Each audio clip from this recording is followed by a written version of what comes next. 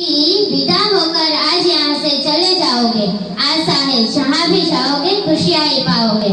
तो આજે ધોરણ 8 ના વિદાય સમારંભમાં જ્યારે મને ધોરણ 7 ના વિદ્યાર્થીઓ વતી અમારા અનુભવ વ્યક્ત કરવાની તક મળી છે, ત્યારે એટલું જ કહીશ કે સદા ઉત્સાહી અને સક્રિયતામાં અમારા આદર્શ એટલે ધોરણ 8 ના વિદ્યાર્થીઓ।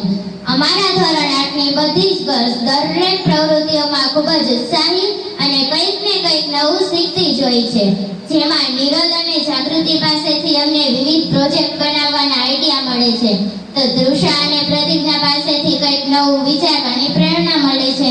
ધોરણ 8 ના બોયઝમાં વૈશાલ, મહેશ, દશરથ એ બધા જ વિદ્યાર્થીઓ સતત શાળાની વ્યવસ્થામાં ખૂબ જ ફાળો આપે છે। यादों की फ्रेम में आपकी तस्वीर सजाएंगे कि यादों की फ्रेम में आपकी तस्वीर सजाएंगे। अब जहाँ आप तो जा रहे हो पर हमें बहुत याद आएंगे।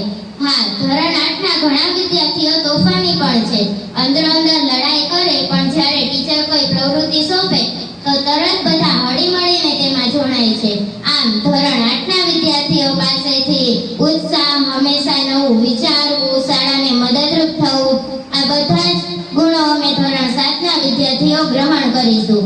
આજે જ્યારે એમનો વિદાય સમારંભ છે તો અમે તેમને બાય બાય નહીં કહીએ, પણ આવજો કહીશું કે તેઓ અહીંથી ગયા પછી પણ શાળાની મુલાકાત લેતા રહે, જેથી કરીને અમને તેમની ખોટ ન લાગે। અંતે એટલું જ કહીશ કે ધોરણ 8 ના વિદ્યાર્થીઓ ક્યારેય આ શાળાને અને અમને કભી અલવિદા ના કહેના। कहते हैं अलविदा आपको दिल से, इसे स्वीकार कर लेना। कहते हैं अलविदा आपको दिल से, इसे स्वीकार कर लेना। हम तो आपको याद करेंगे, अगर वक्त मिले तो आप भी याद कर लेना।